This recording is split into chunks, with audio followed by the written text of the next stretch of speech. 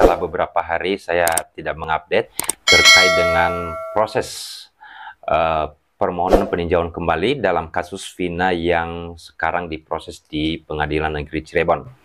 Nah, ada beberapa poin yang menjadi catatan saya selama proses persidangan ini yang semula dalam video-video saya sebelumnya pernah mengatakan bahwa dalam perkara ini adalah murni bukan merupakan pembunuhan atau bukan merupakan tindak pidana pembunuhan, tetapi perkara ini adalah merupakan kecelakaan.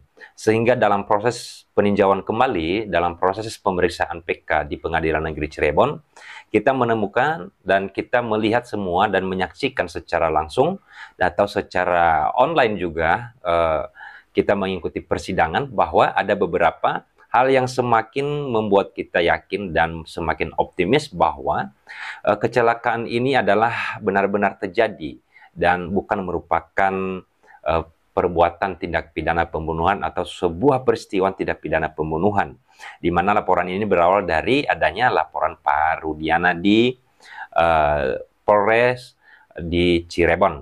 Nah, ada beberapa poin yang kemudian yang pengen saya sampaikan dalam video kali ini adalah terkait dengan permohonan peninjauan kembali akan dikabulkan oleh Mahkamah Agung, di mana akan membuat saya optimis, saya semakin yakin bahwa 8 terpidana yang sedang mengajukan permohonan peninjauan PK ini akan dibebaskan. Kenapa?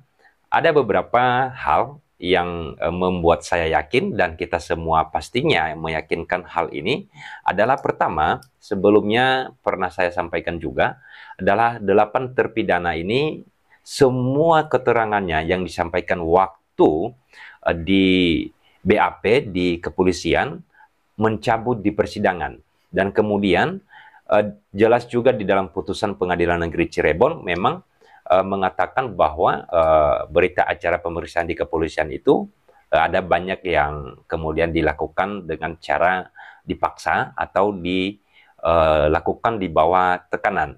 Itu yang pertama. Yang kedua adalah tersangka ini tidak pernah didampingin oleh penasihat hukum, di mana pada konten saya video sebelumnya mengatakan bahwa ketika seorang tersangka yang kemudian ancaman pidananya itu adalah 5 tahun ke atas, maka wajib didampingin oleh PH. Tetapi faktanya, di mana di dalam berkas kasus Vina dan Eki ini tidak ada ya berita acara yang menjelaskan atau mencantumkan bahwa telah didampingin oleh PH. Maka atas hal itu apa yang terjadi? Ya, sekalipun dalam proses permohonan PK ini adalah bukan mencari kebenaran formil, tetapi sangat berpengaruh dengan hak-hak para terpidana yang sekarang. Maka harusnya oleh Hakim Mahkamah Agung adalah bisa mempertimbangkan hal ini. Nah, itu poin yang kedua yang meyakinkan kita bahwa permohonan PK 8 terpidana dalam kasus Vina ini akan dikabulkan. Yang kemudian ada saksi yang dihadirkan di dalam permohonan peninjauan kembali ini. Siapa namanya? Adalah yaitu saksi Aldi, menyampaikan bahwa pada saat dilakukan penangkapan di jalan kemudian sampai dibawa ke kantor kepolisian adalah dilakukan penyiksaan. Ya, ini disampaikan di dalam persidangan secara terang-terangan dan menyebutkan nama-nama para penyidik yang waktu itu melakukan penyiksaan dan pemukulan ya. Juga oleh saksi Aldi ini memperlihatkan loh di persidangan bahwa ini bekasnya waktu itu yang dilakukan oleh oknum ya, oknum penyidik di saat ditangkap di kepolisian. Karena ini perlu dipertimbangkan. Kenapa? Apa hubungannya dengan permohonan PK? Hubungannya adalah hal ini adalah merupakan pelanggaran HAM. Artinya dalam proses penyelidikan ini kan sudah tidak sesuai dengan Kitab Undang-Undang Hukum Acara Pidana, yang dimana hal itu sebenarnya adalah satu kesatuan yang tidak terpisahkan dalam melakukan pemeriksaan perkara materialnya. Ya, yang berikutnya adalah ada 3 saksi yang sudah menyampaikan keterangannya di persidangan dalam permohonan PK ini adalah ada saksi Ismail, saksi Purnomo, dan kemudian saksi Adi Haryadi. Di mana saksi ini adalah merupakan saksi mata yang melihat kejadian kecelakaan. Nah, di saat di persidangan ini memberikan keterangan di bawah sumpah. Nah, keterangan ini adalah merupakan keterangan baru. Dan ini keterangan yang bisa dipegang dan menjadi pedoman bagi Hakim Agung di Mahkamah Agung untuk memutus perkara ini. Nah, ini benar-benar melihat baru muncul saat ini, di saat proses-proses sebelumnya tidak pernah muncul ya di dalam 3 putusan perkara Vina dan Eki ini di Pengadilan Negeri Cirebon. Yang berikutnya adalah adanya ekstraksi HP Widi dengan chat dengan Vina. Nah, di mana setelah dilakukan ekstraksi, chat HP ini adalah ada kecocokan dengan HP-nya atau chat HP-nya almarhumah Vina. Nah, ini juga hal yang merupakan sangat-sangat meyakinkan dan kemudian ini yang bisa dijadikan pedoman oleh Hakim Agung dalam memutus perkara ini nanti. Kenapa? Karena sebelumnya saya pernah ceritakan bahwa, atau pernah saya sampaikan dalam konten sebelumnya, bahwa Widi dan Mega ini sebelum Vina bareng dengan Eki adalah di sore harinya itu sempat ada sempat bareng, kemudian setelah bareng dengan Eki adalah sempat chat juga. Nah, ini merupakan bukti baru juga yang sebelumnya tidak pernah dilakukan pemeriksaan atau dilakukan ekstraksi chat HP Widi ini kepada chat Widi dengan almarhumah Vina. Poin berikutnya adalah saksi mata ini di saat melihat korban Eki dan Vina yang merupakan korban kecelakaan di flyover itu tidak melihat baju ya atau di badan itu ada debu atau ada bekas tanah. Kenapa saya sampaikan ini? Karena di dalam laporan sebelumnya itu adalah dilakukannya pembunuhan di tanah kosong. Dan setelah dilakukan pemeriksaan di tanah kosong tersebut adalah merupakan dapat dilihat di sana itu tanahnya tanah merah gitu ya. Dan seharusnya kalau dilakukan pembunuhan di sana, di TKP yang dimaksud itu di tanah kosong tersebut, ya harusnya ada bekas, ada bekas-bekas tanah gitu ya, atau bekas debu. Tapi ternyata atau faktanya yang dilihat oleh 3 saksi mata ini, tidak ada di tubuh mayat ya, atau di tubuh korban kecelakaan itu almarhum Eki dan almarhumah Vina. Dan sampai di rumah sakit juga tidak pernah ada yang mengatakan bahwa ada debu atau ada bekas tanah di tubuh gitu ya, atau di baju.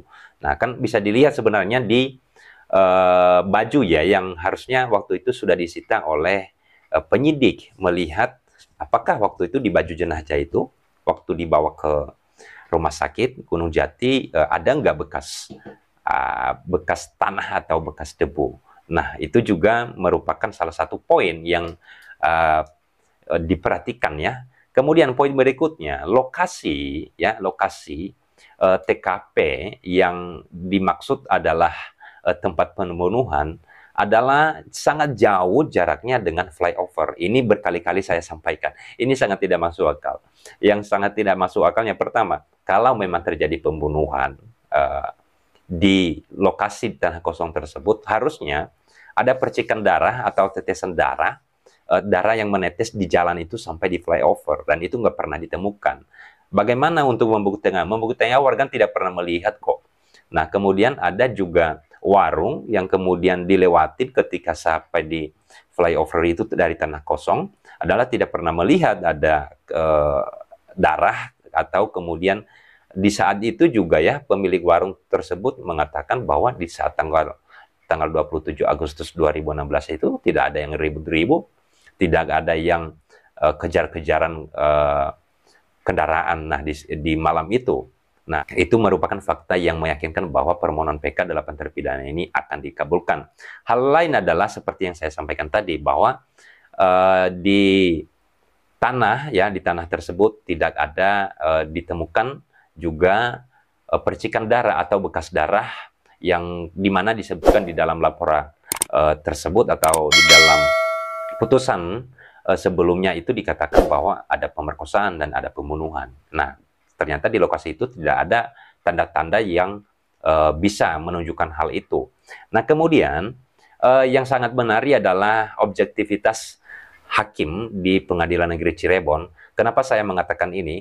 Pertama, di dalam proses pemeriksaan, saksi dan saksi ahli di persidangan adalah sangat-sangat diberikan kesempatan yang luar biasa dan sangat leluasan memberikan kesempatan para kuasa hukum pemohon, kemudian termohon juga sangat dibebaskan untuk menanyakan apapun kepada saksi, bagi itu saksi yang melihat secara langsung, saksi mata, kemudian saksi ahli juga. Nah, kemudian dilakukan permohonan pemeriksaan setempat oleh pemohon PK, yaitu kuasa hukum pemohon PK atau penasihat hukum pemohon PK, dan dikabulkan, ya, dikabulkan oleh majelis atau hakim. Kemudian dilakukan pemeriksaan setempat untuk melihat apa yang disampaikan oleh pihak pemohon, apa yang disampaikan oleh saksi-saksi yang sudah pernah dihadirkan di persidangan, dan melihat di tempat dan di mana di saat itu para saksi yang hadir di saat pemeriksaan setempat melakukan rekonstruksi yang di mana posisi melihat jenazah, di mana posisi arah terjadinya adanya jejak bawa kendaraan oleh almarhum Eki bersama dengan almarhum Vina, kemudian posisi jatuhnya, posisi kepalanya, posisi kakinya, dua korban ini juga dipraktekkan atau direkonstruksi oleh saksi mata waktu itu, yaitu saksi Ismail dan saksi Adi Haryadi. Dan ini kemudian hakim yang hadir di lapangan waktu itu sangat terharu, ya, sangat tersentuh hatinya.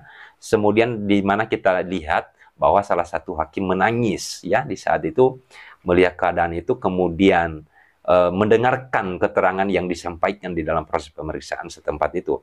Dan hakim juga melihat jarak lokasi yang dimaksud itu sangat tidak mungkin, kan, sangat tidak mungkin, dan ditanya juga sama warga yang ada di sana, dan semakin meyakinkan, ya, semakin meyakinkan hakim dalam proses pemeriksaan itu. Dan kemudian ini sangat meyakinkan kita untuk dikuatkannya keterangan-keterangan baru dan juga adanya kekhilafan-kekhilafan hakim dalam proses pemeriksaan perkara sebelumnya di saat nanti putusan permohonan PK oleh Hakim Agung di Mahkamah Agung.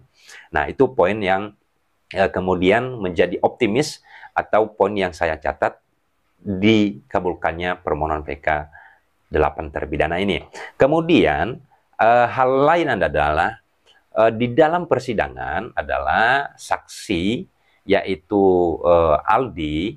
Saksi Aldi ini secara terang-terangan menyampaikan seperti yang saya sampaikan tadi, bahwa memperlihatkan adanya penyiksaan, menyebutkan nama oknum penyidik. Kemudian para terdakwa yang diperiksa di persidangan di permohonan PK ini juga sangat sinkron dengan keterangannya Aldi, di mana memperlihatkan juga bekas-bekas yang bekas luka yang dialami di saat adanya penyiksaan oleh oknum di kepolisian, di saat mereka ditangkap, di saat mereka ditahan.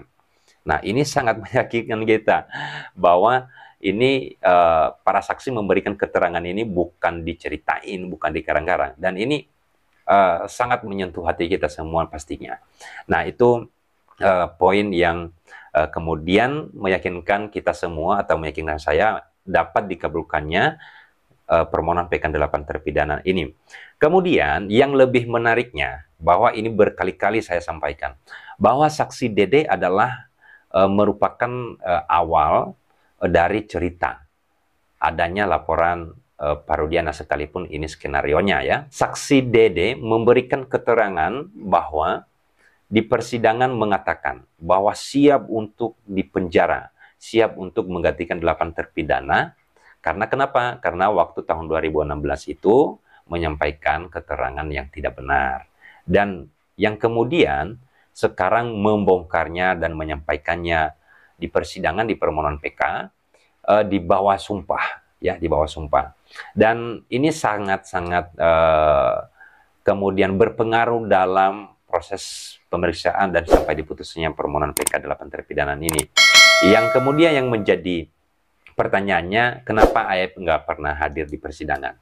Karena kenapa? Dua orang inilah yang kemudian memulai cerita skenario ini. Kemudian yang selanjutnya adalah, di selama persidangan itu, bahwa Aep tidak pernah dihadirkan. Dan kita tidak tahu di mana sebenarnya posisinya Aep ini, yang merupakan bersama-sama waktu itu bersama-sama dengan Dede menyampaikan keterangan di kepolisian. Kemudian Pak Rudiana nggak pernah hadir juga di persidangan.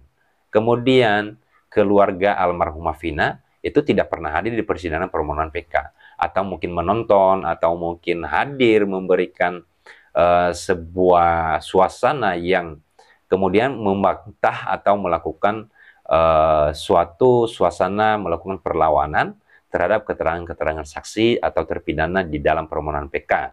Sekalipun bukan merupakan pihak lagi di dalam proses ini, tetapi minimal kalau kebenaran yang disampaikan sebelumnya dalam perkara ini benar-benar atau fakta adalah harusnya hadir dong. Enggak, kan tidak masalah juga, namanya persidangan ini kan dibuka secara umum, bukan terbuka untuk umum. Nah, tetapi kita tidak pernah melihat itu hadir di persidangan. Itu poin-poin yang penting kita catat. Kemudian hal yang tidak menarik lagi atau tidak asing lagi bahwa penetapan tersangka terhadap Peggy Setiawan oleh Polda Jabar itu sudah tidak tidak sah dan telah dibebaskan. Dan ini juga merupakan acuan bahwa dalam proses penyelidikan ini ada yang salah ini, ya kan? Bukan hanya ada yang salah lagi, ini benar-benar salah ini, ya kan? Dan kemudian sangat-sangat berpengaruh dan sangat membantu dalam permohonan PK ini. Kemudian yang berikutnya yang menjadi penting, yang kemudian ini sudah ditanggapin oleh Kapolri, bahwa dalam proses penyelidikan perkara ini dari tahun 2016 sampai di pengadilan, bahwa tidak dilakukan scientific crime investigation, tidak dilakukan proses penyelidikan secara ilmiah, tidak dilakukan proses verifikasi, tidak dilakukan proses investigasi untuk mencari kebenaran dari perkara ini. Apa yang terjadi adalah sampai di pengadilan malah diiyakan aja, ya kan, sampai munculnya putusan yang menghukum 8 terpidana atau 7 terpidana ini dihukum seumur hidup. Nah, ini hal yang perlu diperhatikan, dan yang menjadi pertanyaannya dari poin-poin yang saya sampaikan tadi, apakah kemudian Hakim Mahkamah Agung akan menolak permohonan PK ini? Kalau menolak, saya sih mengatakannya bahwa ini ngeri sekali, ya, ngeri sekali hukum acara kita, ya, di Indonesia. Kita tidak bisa mencari keadilan lagi. Kita tidak bisa memperjuangkan hak-hak para tersangka, terdakwa, dan terpidana di negara kita ini. Ini sangat mengancam kita semua. Kenapa sangat mengancam? Sudah jelas-jelas ini prosesnya sangat keliru sekali, ya. Dan fakta-faktanya kita sudah sudah disampaikan oleh pihak pemohon PK di persidangan, dan jika Mahkamah Agung tidak mengabulkan dan menolak permohonan PK ini, dengan kita lihat nanti apa alasannya, ini saya bilang bahwa sangat susahlah kita mencari keadilan di negara kita sendiri. Ya, sangat susah sekali. Dan saya yakin bahwa proses ini akan berjalan lancar dan sangat meyakinkan bahwa permohonan PK ini akan dikabulkan oleh Hakim Agung di Mahkamah Agung. Oke, itu adalah beberapa poin tadi yang saya bisa sampaikan pada video kali ini. Mari kita kawal semua, mari kita kemudian mengikutinya sampai munculnya nanti putusan PK terhadap para terpidana kasus Vina dan Eki di Mahkamah Agung. Terima kasih, semoga bermanfaat.